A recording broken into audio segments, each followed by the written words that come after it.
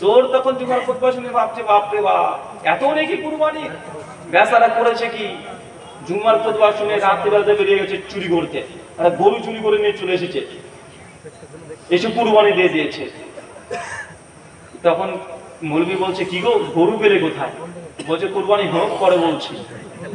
মৌলবি সাহেব আচ্ছা করে বিসমিল্লাহ আল্লাহু আকবার বলে বাপ তো 14 গোষ্ঠী নামে চালিয়ে দিয়েছে, হয়ে গেছে। মৌলবি বলছে কিরে তুই গরু পেলি কোথায়?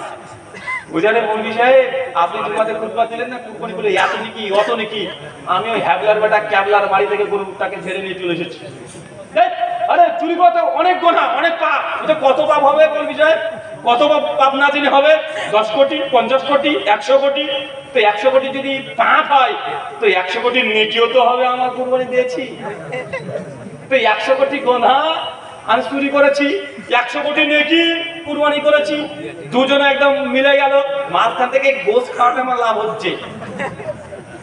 বাংলাদেশ আমাদেরও মানে একদিকে ওসমাফিলদের নেকি কামাচ্ছি, একদিকে আবার দোকানপত্র দিয়ে আমরা গুনাহ কামাচ্ছি। তো এখানকার নেকি ওখানকার গোনা কাটাকাটি বীজগণিতের অঙ্ক হয়ে গেল, মানে পাটিগণিতের অঙ্ক কাটাকাটি, মাঝখান থেকে যে টাকাগুলো উঠছে এটাই লাভ। বাংলাদেশ যা আপনার ক্যান্সেল হলো কেন বলতে পারবো না ভাই, বিপদে ফেলবেন নাকি আমাকে? সব কথা বলতে নেই। অসুস্থ ব্যক্তি মারা গেলে নামাজের কাফারা আছে কি? পৃথিবীতে সালাত বেনামাজির জন্য কোনো কাফারা আছে এমন কোনো জাল হাদিসও নাই। হুজুরের ফ্যাক্টরিতে কিছু ফতোয়া আছে, কেউ যদি মরে যায় কবরস্থানে গিয়ে বলছে তার বাপ তো বেনামাজি রে, তো কিছু কাফারা দিয়ে দে, মানে টাকা দিয়ে বেনামাজিকে নামাজি বানাচ্ছে হুজুর। কত বড় ইঞ্জিনিয়ার, চিন্তা করেছেন হুজুর? কত বড় ইঞ্জিনিয়ার, বেনামাজি। ওই 2-5 লাখ টাকা দিয়ে নামাজি বানিয়ে কবরের মধ্যে পাঠিয়ে দিয়েছে। হুজুর কি না পারে? হুজুরের অনেক পাওয়ার। এই হুজুরগুলো দিয়ে জাহান্নামে যাবে। সুনান মিশকাতে আসছে 212 নম্বর হাদিস। আল্লাহ বলছেন কিয়ামতের মাঠে বেশ কিছু হুজুরকে উল্টো করে চিৎ করে ফেরেশতারা টানতে টানতে নিয়ে জাহান্নামে নিক্ষেপ করবে। তাদের জিজ্ঞাসা করবে আপনি কে? বলে আমরা তো হুজুর, অনেক অনেক কোরআন মাজিদ পাঠ করেছি, কিরাত কারি সাহেব। আল্লাহ বলবেন আনতা কাযাবতা, তুমি মিথ্যাবাদী, মিথ্যা কথা বলছো, আল্লাহ বলবেন। তারপর তাকে ফেরেশতারা ধরে জাহান্নামে নিক্ষেপ করবে। মিশকাত হাদিস 4912।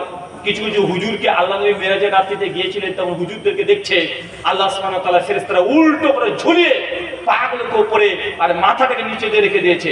তাহলে জিহ্বাগুলোকে ফেরেশতারা আগুনের কাঁচি দিয়ে কেটে কেটে দিচ্ছে। আল্লাহ নবী মেরাজের রাত্রিতে গিয়ে এই দৃশ্য দেখে অবাক। নবী জিজ্ঞাসা করছে জিবরিল এরা কারা? কাদের কেমন আযাব দেওয়া হচ্ছে? যাদের মাথা নিচে পা উপরে। জিবরিল তখন বলছে ইয়া রাসূলুল্লাহ, এরা হচ্ছে আপনার উম্মতের খুদাওয়া, এরা হচ্ছে বক্তা, মানে আমার মতো ব্যক্তিরা, এরা হচ্ছে হুজুর শ্রেণীর। এরা বড় বড় কথা বলতো, স্টেজে উঠে এটা হালাল ওটা হারাম এইসব কথা বলতো, এটা জায়েজ এটা না জায়েজ, না জায়েজকে জায়েজ করে দিত, জায়েজকে না জায়েজ করে দিত। তারা আল্লাহর নবী তখন বলছেন যে এই ব্যক্তি তারা যারা ভালো ভালো কথা বলেছে কিন্তু নিজে আমল করেনি। তার মানে বোঝা যায় কিয়ামতের মাঠে হুজুরের ভয়ঙ্কর পরিস্থিতি হবে। মানে আমাদের মতো যারা আছে আমাদের জন্য জাহান্নামের এমন শাস্তি যেটা অন্য কোনো ব্যক্তির জন্য শাস্তি নাই। কথা বুঝতে পারলে মনে হয় আলেমদের জন্য অনেক শাস্তি। আর আমরা সমাজে মানুষ মনে করি হুজুর মানে বাপরে বাপ, হ্যাঁ গায়ে হাত টাচ করলে মনে জান্নাত দখল হয়ে গেল। বা এটা হিন্দু ধর্ম না যে ব্রাহ্মণের গায়ে হাত দিলে আপনার পবিত্র হয়ে যাবে, এটা ইসলাম ধর্ম। হুজুরও জাহান্নামে যাবে, একাধিক হাদিস। তাই হুজুরকে বিশ্বাস করার আগেও কোরআন সুন্নাহ দিয়ে বিচার করতে হবে। বর্তমান আবার কি লিখেছে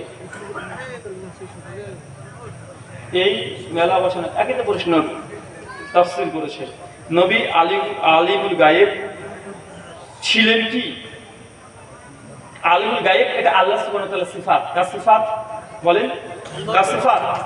এটা আল্লাহ সুবহানাহু ওয়া তাআলার সিফাত। নবী আলাইহিস সালাম আলিমুল গায়েব না। তবে এখানে তারা কিছু কথা বলতে চায়, একটা হচ্ছে ইলমে গায়েব, একটা আলিমুল গায়েব, একটা আতাই গায়েব। মানে কথা আমাদের মারকাস মারে। আমরা মনে করি ওমা ইয়ানতিকু আনিল হাওয়া ইন হুয়া ইল্লা ওয়াহয়ুহা। আল্লাহ সুবহানাহু ওয়া তাআলা নবী মুহাম্মদ সাল্লাল্লাহু আলাইহি ওয়াসাল্লামকে যা ওহীর মাধ্যমে জানাতেন তিনি তাই জানতেন। এখন আলিমুল গায়েব বলতে তারা বলে যে অদৃশ্যের খবর যিনি দিতে পারেন, তো নবী তো অদৃশ্যের খবর দিয়েছেন। কবরের আযাব এটা তো অদৃশ্যের খবর নবী দিয়েছেন, বিধায় নবীকে তারা আলিমুল গায়েব বলছেন। ভাই বলা হচ্ছে কি হচ্ছে না? কথা বলেন। তো কেউ যদি অদৃশ্যের খবর দেয়, তাকে যদি আপনি আলেমুল গায়েব বলে দেন, তো ভাই আপনি সবাই তো আলেমুল গায়েব হয়ে গেছে, এখন হয়ে যায়নি ভাই? কবরের আযাব কেমন হবে, জাহান্নামে আযাব কেমন হবে, নবী ওহীর মাধ্যমে জেনেছেন, আমরা ওহীর মাধ্যমে জানছি, নবীর মাধ্যমে জানছি না ভাইজান? তাহলে এই অর্থে কি আমাদেরকে আলেমুল গায়েব বলবেন? এটা ভ্রান্ত আকীদা। যুগে যুগে যতজন মুহাদ্দিস ফুকাহাগণ আকীদার উপরে গ্রন্থ লিখেছেন, অনেকে মনে করেন যে ইমাম বুখারী সহিহ বুখারী রচনা করেছেন, যে না, ইমাম বুখারী সহিহ বুখারী গ্রন্থ রচনা করেছে, এরকম 36 খানা আলাদা বই আছে ইমাম বুখারীর। কয়টা?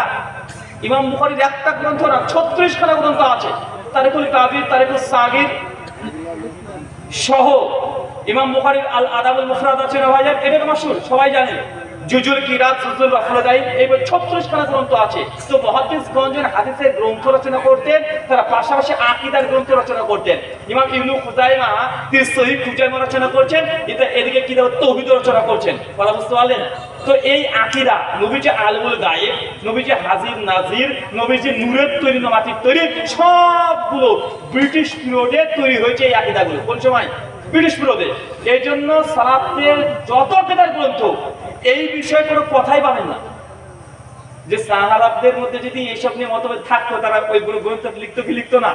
ইমাম তাহাবীর আকাইদা তাহাবিয়া আছে, শাইখুল ইসলাম ইবনে তাইমিয়ার তার আকীদাতুল আসলিয়া আছে, অনেকগুলো গ্রন্থ আছে আকীদার উপরে, অনেকগুলো গ্রন্থ কেউ আলোচনা করেনি। বোঝা যাচ্ছে এই আকীদাগুলো ভারতবর্ষের মানুষরা তৈরি করেছে। কারা? ভারতবর্ষের মানুষরা। আপনি অন্য সৌদি রাষ্ট্র করতে চান, এইসব মাসালা নিয়ে কোনো প্রশ্নও নাই, কোনো মতভেদও নাই। শুধু আমাদের ভারত, বাংলাদেশ, পাকিস্তান উপমহাদেশে এই বাররা সাগীরে এইসবগুলো নিয়ে আলোচনা হয়। আল্লাহ সুবহানাহু ওয়া তাআলা এইসব বাতিল আকীদা থেকে আমাদেরকে পরিত্রাণ দান করুন, আমিন। এই বলে আজকের মত আলোচনা শেষ করলাম। ওয়ামা আলাইনা ইল্লাল বালাগ। বলছি কি আমাদেরকে মুহতারামের হাদিসে আছে যে এশার নামাজের পরে ঘুমিয়ে যাওয়া হয়, কিন্তু 1টা 2টো 3টা পর্যন্ত জালসাগুলো হয়, এগুলো আমাদের জানা নেই। সুনান দারিমির কিতাবুল ইলমের 18 নম্বর হাদিস, আল্লাহ নবী বলেছেন, অনার্থক ঈশার নামাজের পর আল্লাহ নবী জাগতেন না। তবে ইলম চর্চা, এটার আলাদা বরকত, আলাদা ফজিলত। ইমাম বুখারী রাহিমাহুল্লাহর প্রসঙ্গে ইমাম আবি হাতিম রাজি রাহিমাহুল্লাহ তার সিরাতের মধ্যে লিখছেন, ইমাম হাজার কালানী ফাতুল বারির মুকাদ্দামা তা আলোচনা করছে, ইমাম বুখারী প্রত্যেকদিন রাত্রে 15 বার উঠতেন শুধু পড়াশোনা করার জন্য আর হাদিস লেখার জন্য। আসমান দারিমির কিতাবুল ইলমের হাদিসগুলো প্রথমে পড়েন, রাত্রি ভোর ইলম চর্চা করার কি ফজিলত পেয়ে যাবেন ইনশাআল্লাহ।